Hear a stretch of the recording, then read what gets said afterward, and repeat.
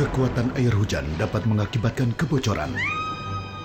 Bocor itu bahaya. Gunakan No Drop, cat pelapis anti bocor yang kuat, elastis, dan tahan lama. No drop? No bocor-bocor. No Drop.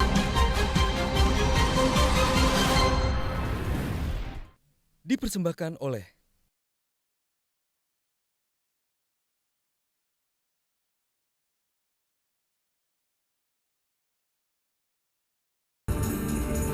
Inilah debat terbuka kandidat Gubernur dan Wakil Gubernur DKI Jakarta 2017. Kita boleh tepuk tangan di awal segmen. Ini adalah segmen ketiga. Dan di segmen ketiga ini, para paslon akan menjawab pertanyaan yang sudah disusun oleh tim panelis terkait dengan pelayanan publik.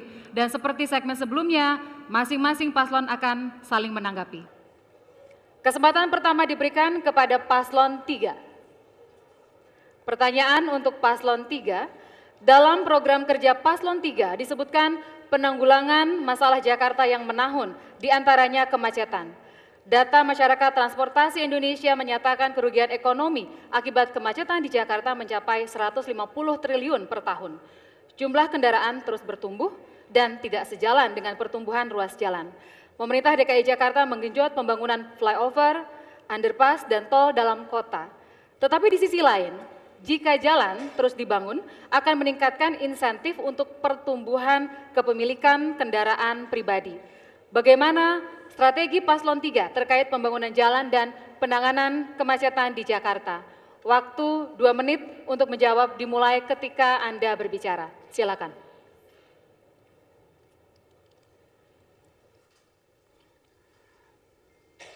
Problem kemacetan di Jakarta karena kita semua mayoritas menggunakan kendaraan pribadi.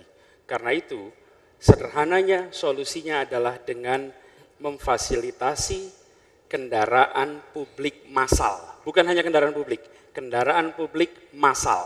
Kalau hanya kendaraan publik saja bisa ojek, itu kendaraan publik, tapi tidak massal. Arahnya kemana? Arahnya kepada penggunaan seperti busway, bis, minibus, sampai dengan angkot.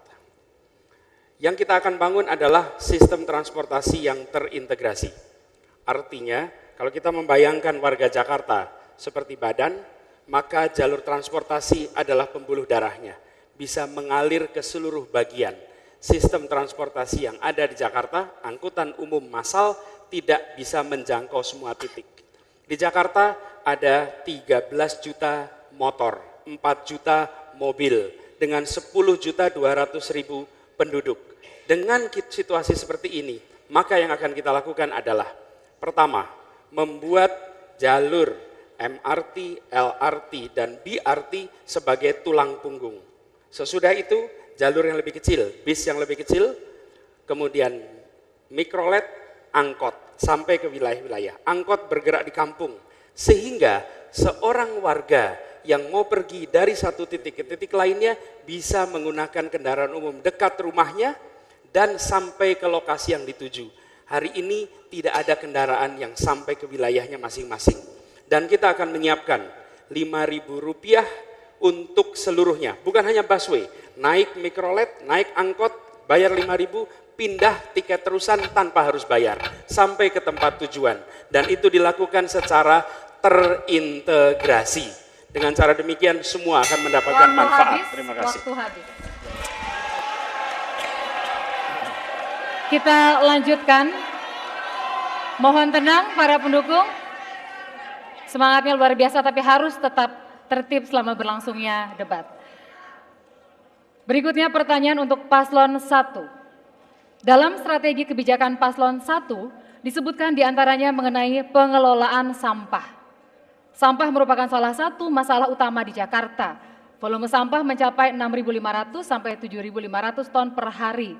Volume sampah yang sangat tinggi tersebut membutuhkan biaya besar untuk menanganinya. Pada sisi lainnya, kawasan di sekitar Jakarta juga semakin resisten untuk menerima dan menjadi tempat pembuangan akhir sampah dari Jakarta. Bagaimana strategi paslon 1 untuk mengelola sampah secara inovatif dan berkelanjutan? Silakan dijawab dalam waktu 2 menit dimulai sekarang.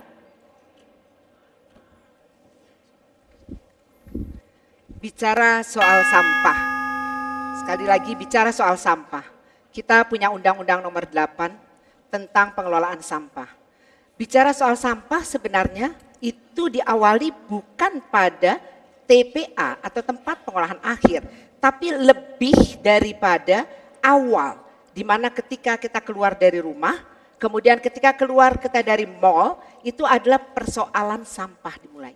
Nah disinilah bagaimana kita mengelola sampah ini, dan sekali lagi saya ingin mengingatkan bahwa pembangunan DKI Jakarta ini jelas sekali adalah pembangunan yang partisipatif dan sekaligus pembangunan yang empowerment, yang memberdayakan masyarakat. Di sini bukan hanya pemerintah yang harus mengelola sampah, tetapi kita mengikut sertakan partisipasi bukan saja pemerintah sekali lagi, tetapi juga adalah produsen sampah. Siapa itu? Ini perusahaan-perusahaan yang memproduksi sampah itu. Sekaligus juga kita mengikut sertakan masyarakat. Dalam perjalanan saya bersama Mas Agus tentunya ketika melakukan gerilya lapangan itu ternyata banyak sekali sampah-sampah. Kita ketemu di Muara Kamal, kita ketemu di Penjaringan, kemudian bahkan kita ketemu juga di Tanjung Priuk, kemudian di Cipinang Cakung. Sampai saya mengatakan sesungguhnya bicara sampah ini pemerintah kalau boleh dibilang sekitar 7.000 ton per hari. Nah ini harus dikurangi. Jadi diolah dulu sampah itu oleh masyarakat dengan bank-bank sampah melalui RW, ini empowerment. Nah kemudian ketika sampai di pelayanan akhir atau di pembuangan akhir ini, kemudian dia akhirnya akan berkurang.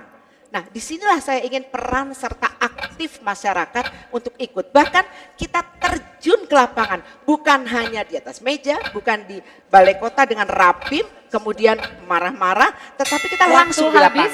Waktu habis. Para pendukung, sekali lagi kita tetap tenang. Kami yakin seluruh pendukung dapat terus-menerus hingga selesai menjaga ketertiban bersama. Baik, kita lanjutkan.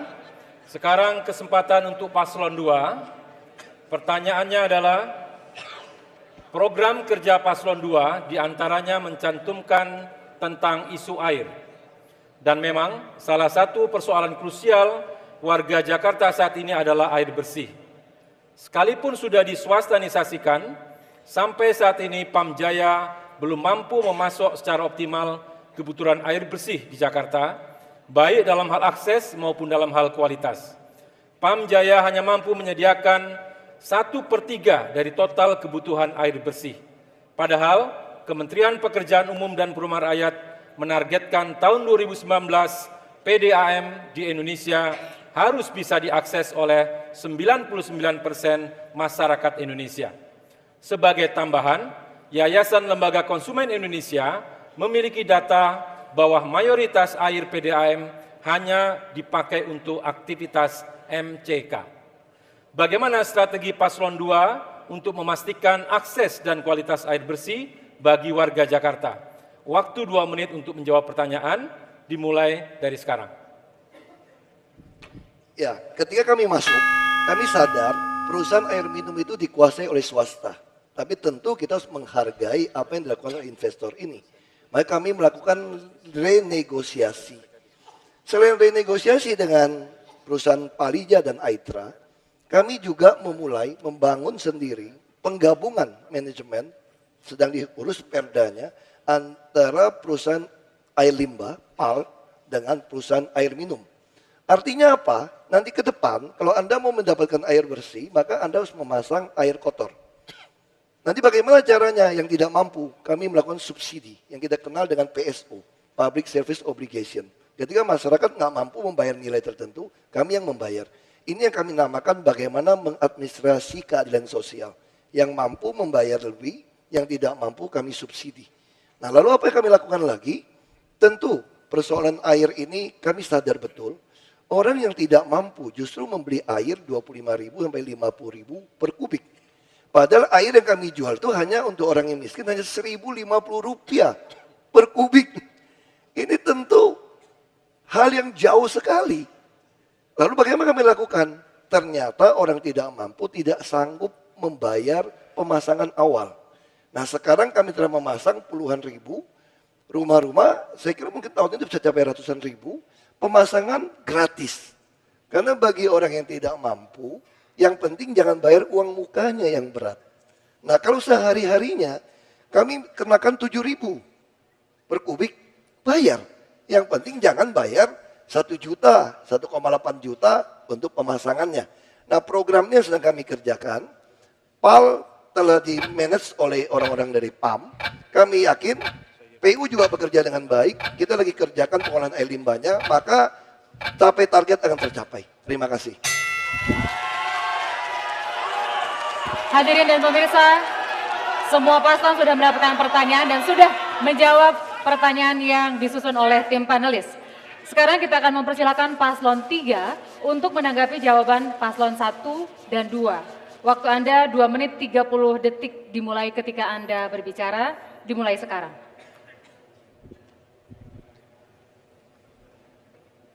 Kami memulai sebuah program yang sekarang sudah menjadi gerakan, OKOC. Apa itu OKOC? One Kecamatan, One Center for Entrepreneurs. Jadi ide tadi mengenai sampah bukan lagi sampah menjadi masalah, tapi sampah menjadi berkah. Sampah dengan program OKOC akan menjadi sebuah sumber penghasilan, memiliki nilai tambah. Banyak sekali pengusaha-pengusaha sekarang lahir dalam pengelolaan sampah. Kalau kita memberikan sebuah kesempatan bahwa mereka juga bisa menciptakan lapangan pekerjaan dan bisa kita integrasikan dengan sistem yang sekarang sudah dibangun PPSU, itu sangat-sangat memberikan nilai tambah. Kami melihat begitu besar peluang OKOC untuk menciptakan kesejahteraan bagi rakyat. Silakan Kang Anies, mangga. Dan terkait dengan air, yang kita perlu perhatikan di sini adalah lebih dari 5 juta warga Jakarta sampai dengan sekarang belum mendapatkan air PAM.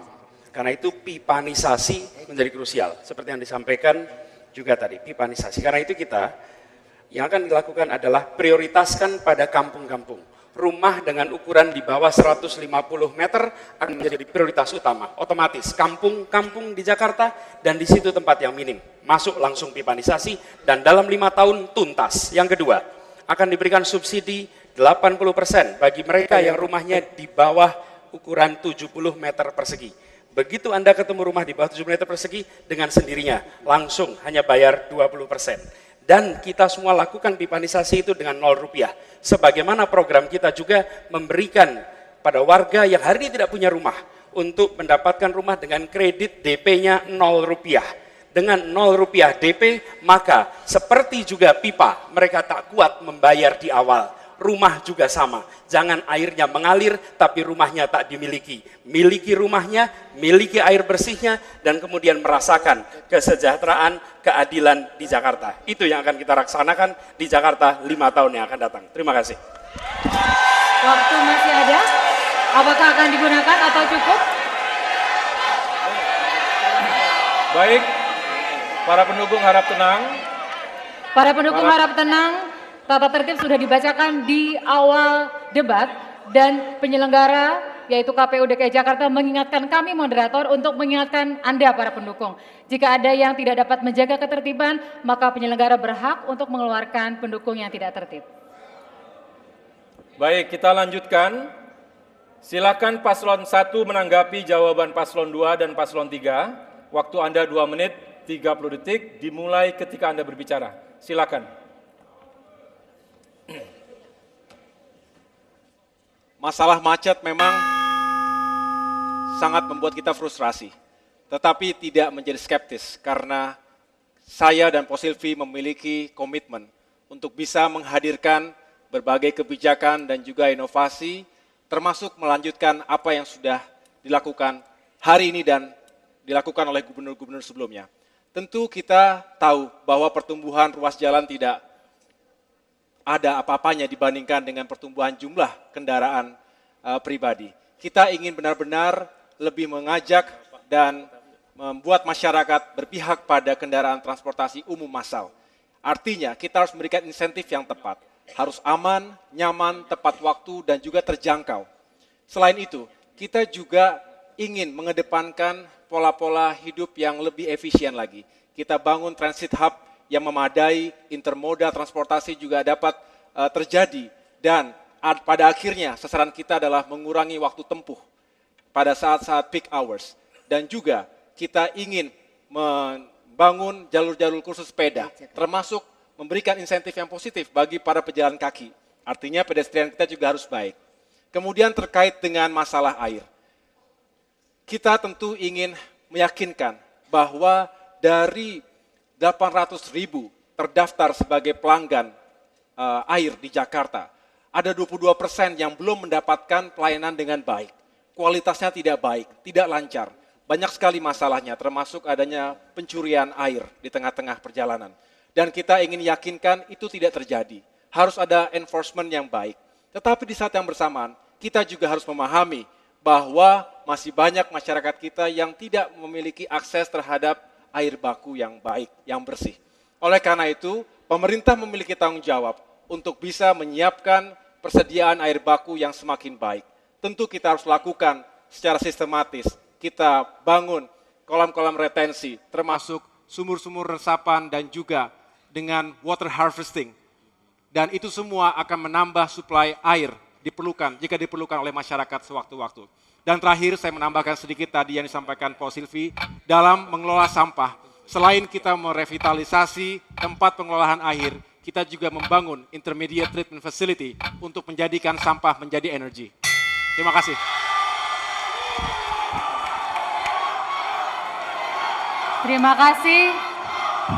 Terima kasih semangatnya, kita tenang. Sekali lagi kami mengingatkan sebagai moderator, pesan dari penyelenggara KPU Provinsi DKI Jakarta, jika ada pendukung yang tidak dapat menjaga ketertiban selama berlangsungnya debat, maka penyelenggara berhak mengeluarkan yang bersangkutan dari ruangan debat. Jelas? Baik, kita lanjutkan. Kini kesempatan yang sama diberikan pada Paslon 2 untuk menanggapi jawaban Paslon 1 dan 3 dalam waktu 2 menit 30 detik dimulai ketika Anda mulai berbicara. Perlu saya jelaskan soal transportasi. Yang kita lakukan ini bukan membangun jalan terus. Tidak ada di dunia yang bangun jalan bisa memenuhi untuk mengatasi kemacetan. Maka yang kami bangun adalah yang berbasis rel kereta api. MRT, LRT, tentu ada bus rapid transit yang kami selesaikan 6 koridor, 3-15 koridornya. Lalu apa yang kami lakukan? Tahun lalu mungkin pasangan Paslon 3 tidak baca. Tahun lalu kami Transjakarta telah menambah 53 trayek baru. Tahun ini akan menambah 77. Langsung masuk ke perumahan-perumahan. Kenapa belum kelihatan? Karena kami tidak ingin impor. Hampir semua bus kami beli dari lokal karoseri.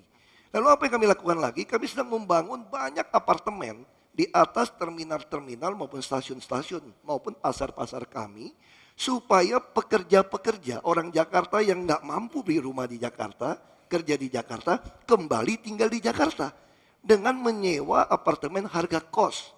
Tapi ketika gajinya di atas 10 juta, kami akan menjual apartemen itu dengan harga modal, hanya 300 juta untuk ukuran 36.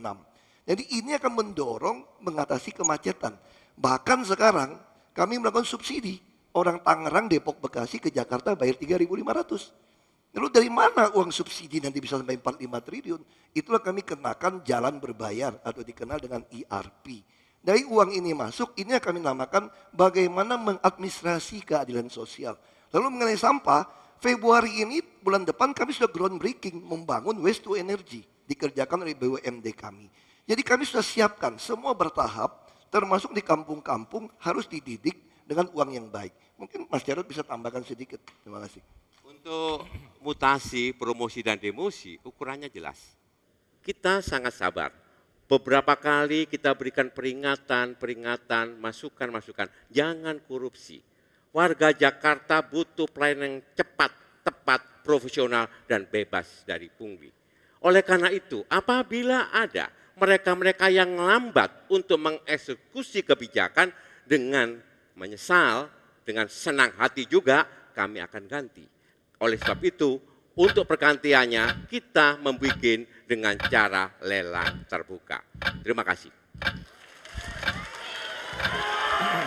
Segmen 3 telah kita ikuti bersama. Segmen 2 tadi tentang reformasi birokrasi, segmen 3 tentang pelayanan publik, dan segmen berikutnya akan semakin seru karena antar paslon akan saling bertanya dan menanggapi. Kami akan kembali sesaat lagi.